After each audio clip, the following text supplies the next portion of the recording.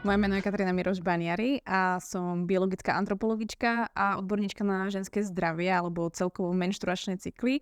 A asi hlavnou mojou náplňou je, že nám pomáhať v tom, aby porozumeli, čo sa deje s ich menštruačným cyklom. Tak ten kľúčový moment, prečo som sa rozhodla vôbec pre obor, ktorý povedzme, že skoro ešte ako keby neexistuje alebo sa vytvára, bolo na konci mojej vysokej školy, kedy som ešte doštudovala vlastne magistra na antropológii a začala som sa vlastne zaujímať o ženské zdravie, pretože som mala po skúške zo sexuológie a mali sme tam takú zaujímavú otázku, že vlastne ako žene sa vlastne zvýši bazálna teplota tela v druhej fáze cyklu a ja som to tam označila správne a potom som vlastne prišla ku svojmu učiteľovi a on hovorí, no ty si ako jediná to mala správne. Hovorím, no tak mi to príde tak ako normálne, veď mne je vždycky tak ako teplo. A on, no tak ale nikto iný to ako nezodpovedal správne. A ja, aha, to je zaujímavé. A mne vlastne došlo, že ja to berem automaticky, zároveň niečo o sebe neviem a očividne moji spolužiaci taktiež moc ako nechápu, ako funguje to ženské telo a boli sme väčšinou ženy na tej antropológii. A tak ma to začalo zaujímať, tak tam bol taký ten prvý impuls a ten sa vlastne vyvíjal v to, že ja som chcela ísť na doktorské štúdium, pretože to bol kedysi ako môj veľký sen, pokračoval vlastne v akademickom štúdiu. A tak som si vlastne chystala prácu, ktorá mala sa zaujímať práve o tom, ako ženy vlastne strácajú menštruáciu pri športe, vrcholovom športe, pretože majú nedostatočný energetický príjem a majú veľmi vysoký výkon a podobne. No a tak ako som sa vlastne chystala, ja som v tej dobe už mala Instagram a ten Instagram bol taký ako zdieľam, inšpirujem, cvičím, tak proste ako a hovorím o svojej ceste a začala som vlastne hovoriť o tej práci, ktorú chystám. A teraz som zistila, že veľmi veľa žien vlastne nevie, ako majú prebiehať menštruačné cykly, že je problém, že ženy nemajú menštruačný cyklus a že ako záleží na tom, ako prebieha ten menštruačný cyklus. A tam mi to ako cvaklo úplne, že aha, tak možno to proste asi bude so mnou inak, pretože ja už som mala rozpracovanú prácu, ja som bola asi 3 dní predtým, než som mala vlastne nastúpiť na doktorské štúdium a vlastne na skúšky, ja som mala ísť len vlastne ako keby na pohovor a mali ma už ako keby prijať, už bolo všetko vlastne nachystané. A ja som sa cez víkend vlastne tak ako keby tak trošku rozhodla zo dňa na deň, že toto nie je moja cesta, že ja to proste založím teraz na kliniec, že kedykoľvek sa môžem vrátiť. Ale ako teraz mám ako potrebu, nutkanie vlastne tým, že nám pomôcť. A ja viem, že keď teraz nastúpim na doktorské štúdium, tak ja sa proste zavriem a vlastne buď v labáku, alebo v kancli, alebo proste v tom výskume a ja to, čo im môžem dať za tie 3 až 5 rokov, kým ja urobím vlastne ten titul, tak by som vlastne ako dlho čakala a vlastne teraz treba pomôcť tým ženám. Takže to bolo také ako nutkanie vlastne z toho, čo som zistila úplne náhodou a zmenil sa vlastne mne život. Takže to bol ten kľúčový moment, kedy som si povedala, musí to ísť nejakou inou cestou. A pre mňa asi iná cesta, než ísť podnikaním nebola, pretože aj keď som aj bola menšia, tak ja som vlastne nič medzi tým, než buď lekárka, alebo nejaký ako odborník, ako v akademickom štúdiu, alebo byť podnikateľ nevidela. A vedela som, že už lekár nebudem, alebo nepôjdem do tej akademickej ako keby pôdy, tak som skončila s tým, že idem podnikať a tak som sa do toho proste pustila, no. Že to bol asi ten hlavný kľúčový moment. Tie iné ženy ma inšpirovali k tomu, aby som šla vlastne ďalej. Nejakú zásadnú chybu na začiatku svojho podnikania ani nevnímam. Dá sa veľmi ľahko si niečo vyčítať alebo si povedať, že by som to mohla urobiť inak, ale tým asi ako mám nastavenú hlavu a mindset, tak sa dívam na všetko, vlastne také tie ako menšie nepodarky alebo niečo, čo nebolo úplne ideálne alebo perfektné, ak by sme si my ženy povedali, tak sa na to dívam to, že díky tomu som vlastne zistila, že musím ísť inou cestou alebo mala by som niečo zlepšiť. Znie to možno veľmi ako keby pozitívne a veľmi ako keby idealisticky, ale naozaj sa na to nedívam tak, že by tam bola na začiatku nejaká chyba, pretože je to cesta a mňa tá cesta baví. Ten základný alebo taký najväčší impuls pre mňa založiť vlastne e-shop Baniari Store bolo v momente, kedy sme si s manželom povedali, že vlastne chceme založiť rodinu a chceme v podstate mať rodinu celkom ako keby dnes by sme povedali v skorom veku, pretože nám je 30. A my sme už začali nad tým premýšľať pred nejakými 2-3 rokmi, ak to vlastne ako urobíme. To bol hlavný impuls, pretože vlastne sme boli v situácii, kedy ja som začala podnikanie, vlastne začala som na sebe pracovať a mala som niečo rozbehnuté, ale uvedomovala som si, že to asi takto úplne nepôjde, alebo je možné, že vlastne keď budem tehotná alebo budem mať malé miminko, tak nebudem schopná 100% prinášať buď tie peniaze domov, alebo celkovo vlastne ako keby fungovať. A na jednej strane sme to vnímali ako škodu a na druhej strane samozrejme mať nejaké finančné nároky na domácnosť, takže sme sa museli nejak zariadiť.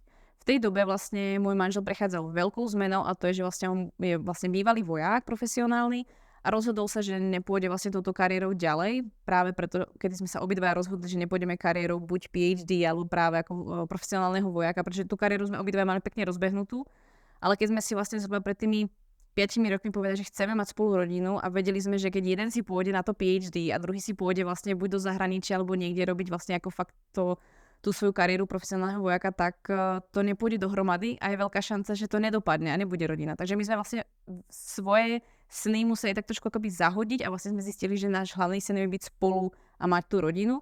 Takže sme to pretransformovali a tým, ako sme sa vlastne neustále menili, tak sme sa dostali až k tomu bodu, kedy to trvalo nejakú teda dobu, tak sme sa dostali vlastne k tomu, že iná cesta neexistuje ako spojiť ten biznis. Môj biznis mal veľký potenciál.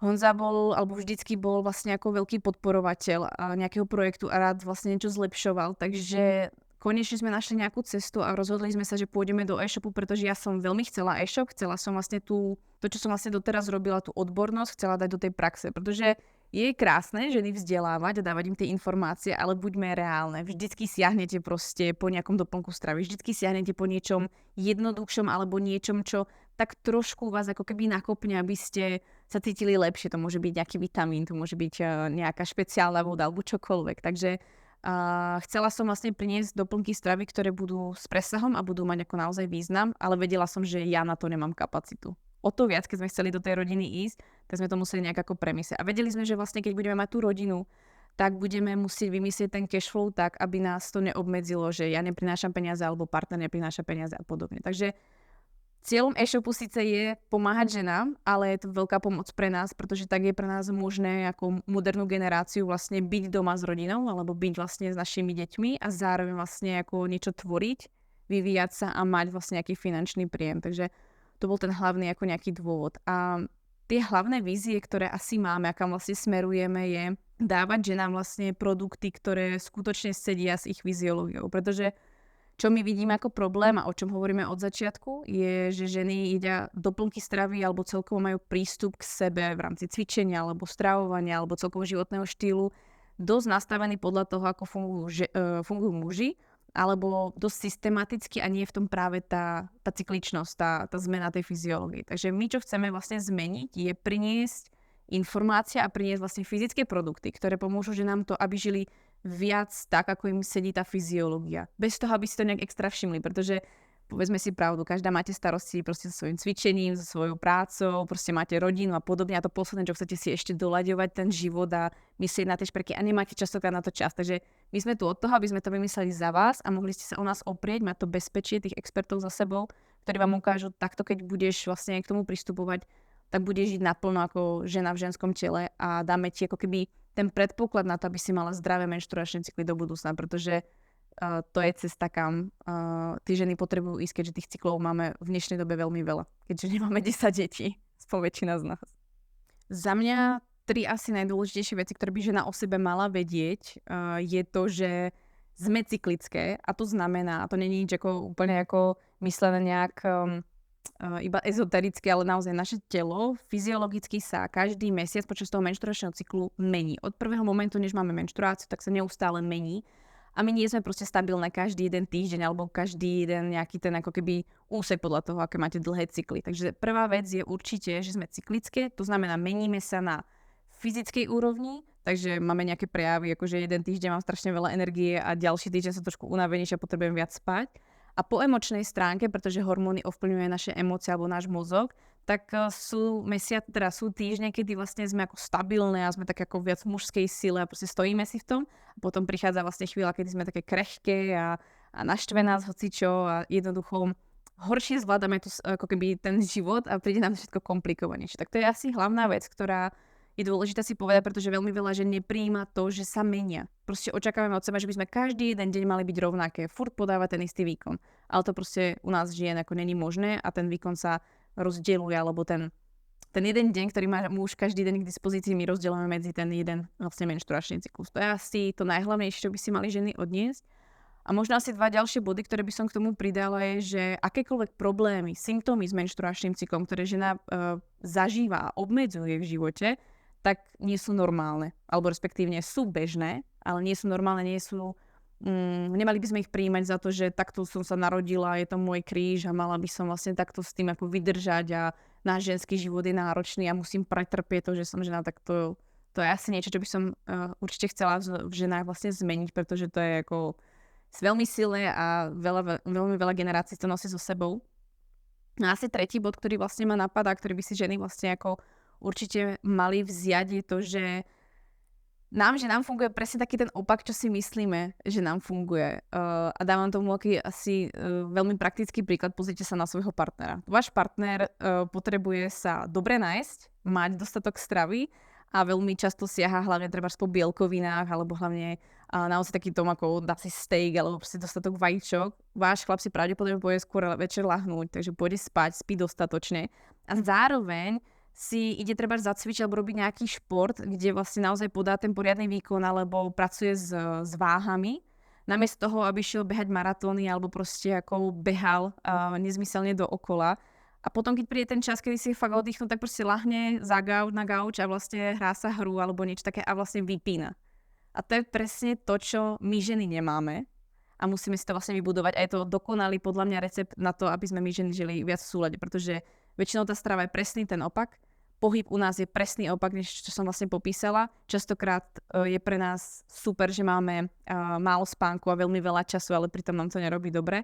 A celkovo ten náš život je veľmi rýchly a muži ako majú radi tú pohodičku. A to je presne to, čo by sme si mali vziať do toho života. Ako vlastne ísť do praxe s tým menštruačným cyklom, ak si ho sledovať, tých možností niekoľko a spôsobov. A každej žene vyhovuje niečo iné. Mám ženy alebo klientky, ktoré proste sú fakt ako systematické a chcú nejaký systém DR a jak si to merať a aby si to mohli zapisovať všetko. A potom sú ženy, ktoré proste ako v tom tápajú a potrebujú na to fakt ako čas a postupné ako keby zmeny. A to vnímam, že proste je tá variabilita tých ľudí, že každý to potrebujeme ako keby inak. Za mňa ten základ vlastne je si začať si všímať samú seba, pretože dovolím si povedať, že my ženy si paradoxne nevšímame to, čo sa deje s nami vnútri. My si všímame, že bože, mám akné, vlasy mi stoja zle, nafúklo sa mi brucho alebo tak, jasné, to je taktiež dôležité sledovať, čo sa deje ako keby fyzicky s mojím telom.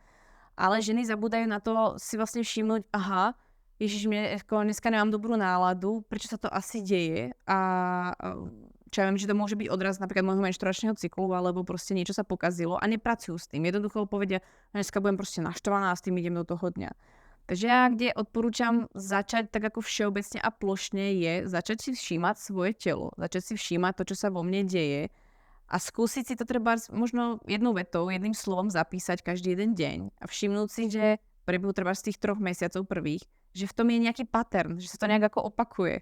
Že to môže byť veľmi niečo podobné. A potom si všimnete, že čo ja viem, prvý týždeň ste také, druhý týždeň ste také, alebo 3 týždne vám trvá, než príde taká tá ako keby zlá nálada, alebo iba týždeň máte dobrú náladu. Všímajte si to, ako ste cyklické, aký je váš ten cyklus, ako vlastne sa meníte. A to je prvé, čo môžete urobiť, nestojí vás to žiadne peniaze, není to nič náročné. A ak chcete ísť ďalej, tak za mňa je to sledovanie si menštruačného cyklu pomocou sledovania si cervikálneho hlienu a sledovanie si bazálnej teploty tela, kedy vlastne vidíte v reálnom čase, ako sa vám mení fyziológia, ako sa vám menia tie hormóny a to krásne môžete vlastne potom spojiť s tými emočnými vlastne zmenami, pretože koniec koncov vám ide len o to, aby ste vedeli, kedy tú menštruáciu dostanete, aby ste náhodou nemali nejakú nehodu. Chceli by ste vedieť, kedy ovulujete, aby ste neotehotneli alebo naopak otehotneli a to je ako celkom jednoduché zistiť, ale viac vás zaujíma, akú mať tú pohodu v živote, takže za mňa je dôležitejšie začať si sledovať samú seba, ako sa cítim, než až tak ako detailne merať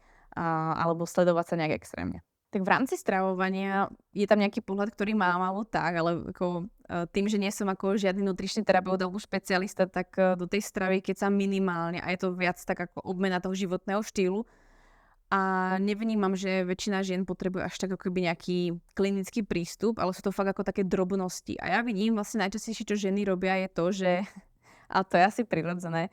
A to je vlastne ako to, čo v časopise alebo na sociálnych sieťach, tak proste to frčí, tak ja to skúsim. Proste furt skúsim nejakú tú novú metódu. Dúfam, že proste mi bude po tej metóde ako keby lepšie. A až keď vám bude treba z nejakých 40-50 rokov, tak vám dojde, že tie trendy sa furt opakujú. A myslím si, že v 50 rokoch je celkom neskoro prísť na to, že aha, tak to asi teda fakt je ako nejaká blbosť.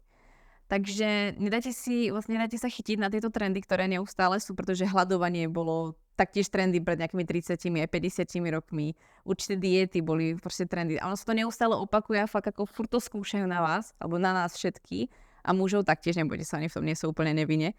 Ale za mňa, čo je dôležité je, a čo žena potrebuje, už som to trošku spomenula, je, žena potrebuje dostatočne vyživiť. Ten základ, aby vlastne menštruačný cyklus fungoval, aby sme boli plodné a či chcete alebo nechcete deti, to už proste to je vaša osobná vec, je, že to telo sa musí cítiť bezpečne.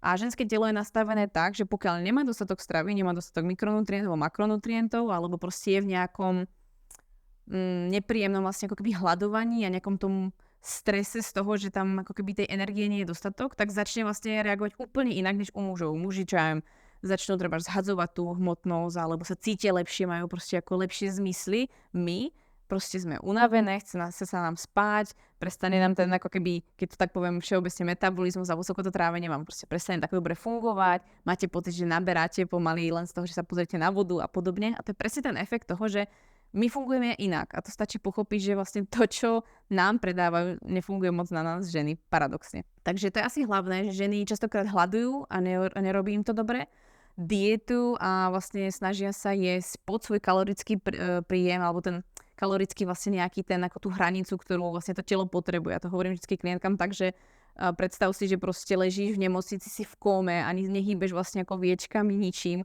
a potrebuješ aj nejakých 1400 alebo 1600 kilokalórií, čo väčšina žien je na diete alebo sa snaží ísť ešte pod to a to je vlastne ako absolútne nemysliteľné. To telo sa dostáva vlastne do toho stresu. Ono krátkodobo vám to bude fungovať, ale potom to zbytočne naruší práve všetky tie procesy a hlavne ten menštruačný cyklus. Takže zásadné chyby, ktoré vidím, je, že ženy dietu, vlastne obmedzujú sa, majú malé porcie alebo celkovo sa boja toho jedla a majú vlastne veľmi negatívny vzťah s jedlom, ale k tomu prispieva trošku tak aj tak spoločnosť. A vlastne v rámci pohybu to berú tak, že pohyb je len ako keby nútený alebo len kvôli tomu, aby som nejako vyzerala bez toho, aby to bola radosť. To sú asi zásadné body, ktoré ženy v rámci ako keby hlavne stravovania robia, takže sa ako tríznia. A čo by som ja zmenila je to, že proste aby ženy jedli dosyta, pestro, kvalitne a hlavne mali živočíšnu stravu. Pretože to je veľký trend teraz, rastlina, vegánska alebo vegetariánska strava. Žena, aby bola plodná alebo celkovo boli zdravé menštruačné cykly, tak potrebuje živočíšnu stravu.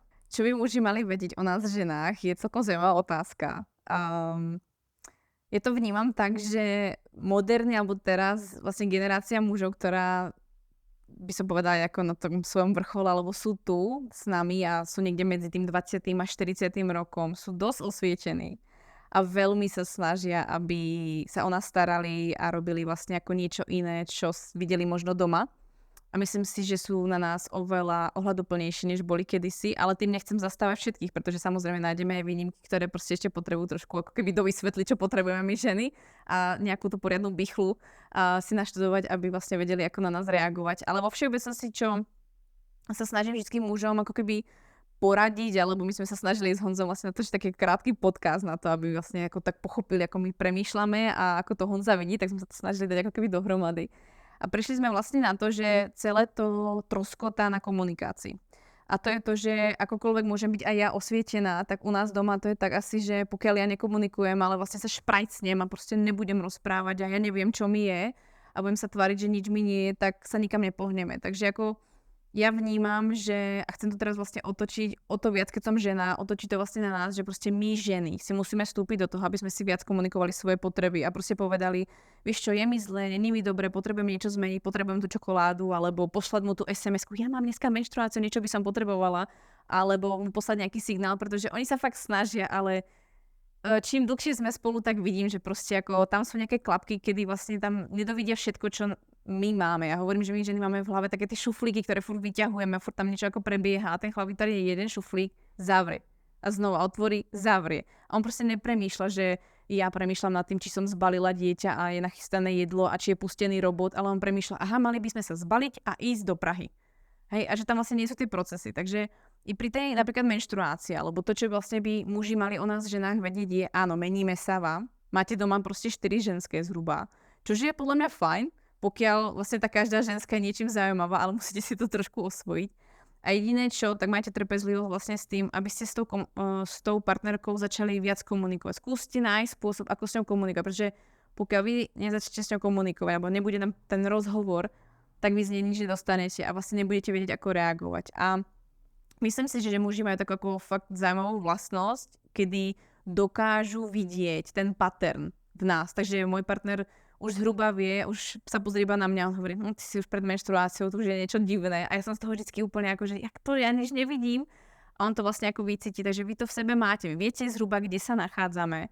Stačí iba pár signálov, ktoré vám my doplníme, ale máte aj tu nejakú svoju intuíciu na tú svoju partnerku. Takže skúste len nájsť spôsob, ako komunikovať, pretože každá sme iná. Akúkoľvek partnerku budete mať, tak vlastne každá bude trošku iná. Každá budeme inak prežívať ten menštruačný cyklus. A za mňa je základ u nás žien. Takže naozaj komunikácia to je asi najhlavnejšie, čo muži potrebujú vedieť a potom dostanú všetky odpovede, pretože odpovede je v nás ženách.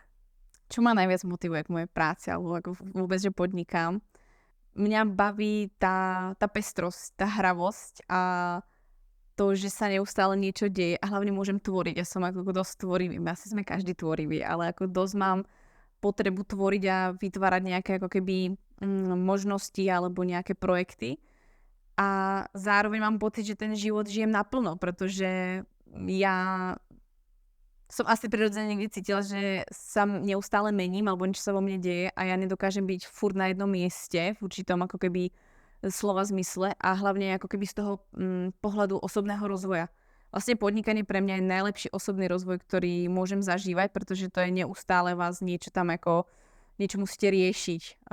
Osobný rozvoj je skvelý, alebo to podnikanie je rozšírené o to, že ste napríklad ako keby, nechcem povedať, že som úplne influencer, ale asi som aj keby, že nechcem a mám vlastne nejaký dosah na sociálnych sieťach a človek vlastne vystupuje verejne. To je obrovský osobný rozvoj, pretože čelíte neustále, ako pracujete s ľuďmi, ale čelíte vlastne svojmu egu, vlastne automaticky sa vystavujete nejaké kritike, pretože ste sa rozhodli nejak verejne vyjadriť, tak ako ja dneska napríklad v tomto rozhovore vyjadrujem sa nejak verejne a teraz na mňa môže kúkať tisícky ľudí, ktorí majú úplne odlišné názory a nechápu ten môj kontext a nespýtajú sa ma, že prečo si to takto myslel a začnú na mňa útočiť a ja budem musieť s tým vedieť pracovať.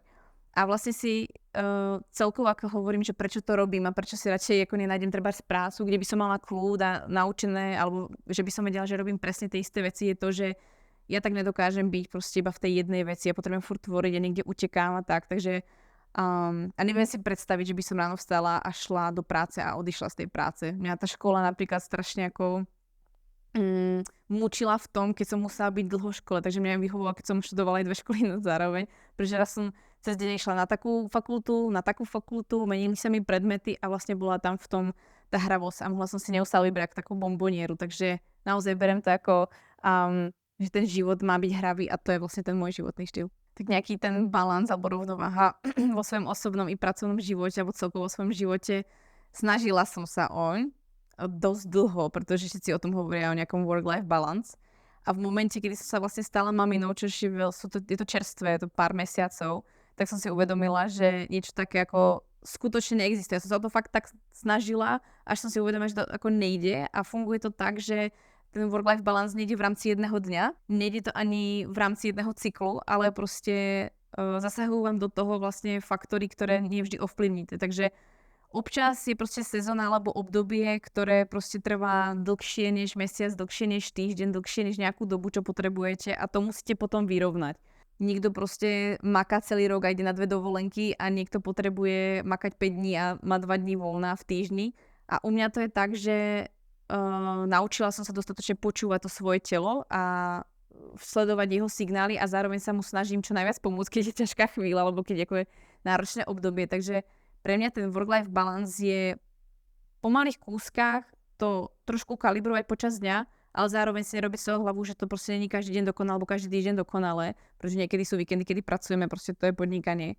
A snažím sa to potom niekde vyrovnať a povedať si a stočí. Proste teraz sme nejakú dobu rástli, teraz sme na nejakú dobu pracovali na niečom a teraz je čas proste toho oddychu. K tomu ma v podstate dostala hlavne asi môj obor, alebo tá expertíza, do ktorej som sa dostala, to je tá ako keby cykličnosť alebo tá premennosť tej ženy, kedy som si vlastne uvedomila, že nejde ísť furt dopredu, ak nás učí tá spoločnosť, furt dopredu, furt vyššie a furt niekam a muži sú v tom ponorení strašne moc a ako ja ich až ľutujem, že vlastne ich nemá čo zastaviť. Ja som vlastne vďačná, že ma ten cyklus, tá menštruácia trošku zastavuje, pretože proste keď mám ten útlm toho mozgu alebo útlm toho, že sa mi niečo nechce, môžem s tým bojovať a bojovala som s tým nejakú dobu, ale keď som to prijala, tak som si uvedomila, hej, stačia mi 2-3 dní, alebo možno 1 týždeň z mesiaca, alebo čo ja viem z toho nejakého obdobia a ja sa proste rekalibrujem a idem ďalej.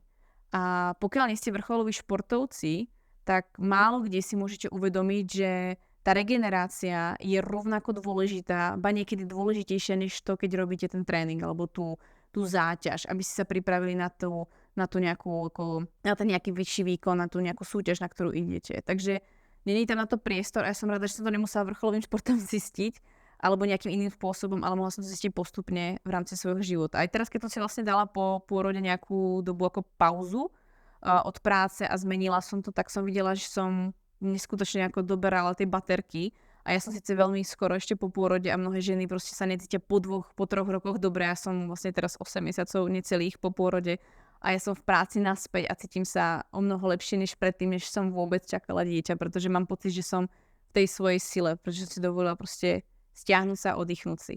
Takže to si myslím, že je to, čo som sa naučila, ten work-life balance. Proste není to tak, ako to hovorí nejaká knižka, naučite sa to na tom sebe a preto hovorím, začnite sa sledovať, začnite vlastne všímať si svoje telo, čo potrebuje, pretože každá má úplne iné potreby. Ja osobne som prekvapená, že a hlavne som čakala, išla som do toho obdobia po pôrode tak, že bude mať útlm a Honza bude ťahať vlastne Ešo tak, ako sme plánovali, že on bude ako keby zarábať tie peniaze vlastne pre nás a ja budem len nejaká šedá myška, budem hlavne tá mamina doma.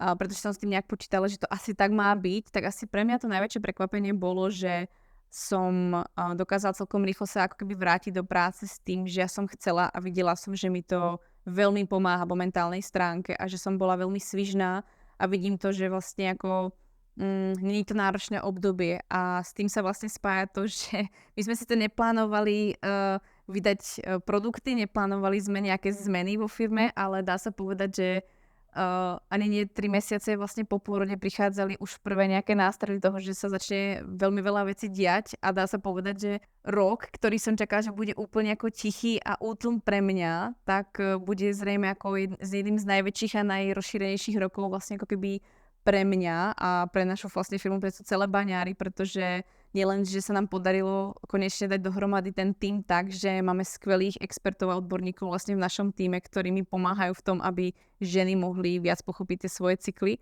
a zároveň sa nám podarilo vlastne to, aby sme mohli rozšíriť ten svoj sortiment a máme kvalitné produkty, pretože bohužiaľ, keď som sa dostala do tohto vlastne ako keby priemyslu alebo oboru, tak som bola zhrozená, ako laxne to niektoré firmy berú a beriem takú zodpovednosť, takže máme obrovskú radosť, že sme sa dostali k kontaktom a k ľuďom, kedy sme vlastne mohli zlepšiť ten svoj sortiment a vlastne priniesť ženám skutočne tú dobrú starostlivosť, ktorú potrebujú. Čo som nečakala a to prišlo vlastne úplne samé a to bolo tak ako náhodou, pretože sme sa s niekým stretli a hovorili, no ale máte tu vlastne túto príležitosť a my tak to skúsime niekam tam dať, pretože nechcem, aby nám táto príležitosť vlastne odišla, tak chystáme jeden veľký projekt, ktorý sa spustí na začiatku budúceho roka, ktorý bude vo vašich telefónoch a bude vám viac bližší vďaka tomu, aby ste nemuseli riešiť menštruačné problémy v takom rozsahu, aby vám bolo lepšie, aby ste sa mohli o niečo oprieť v rámci tej modernej technológie, aby vám bolo zdravotne lepšie a aby ste mohli mať kvalitnejšie vzťahy a aby ste mohli treba lepšie fungovať v práci. Takže to je náš jeden veľký projekt, s ktorým prosím držte palce, aby vyšiel, pretože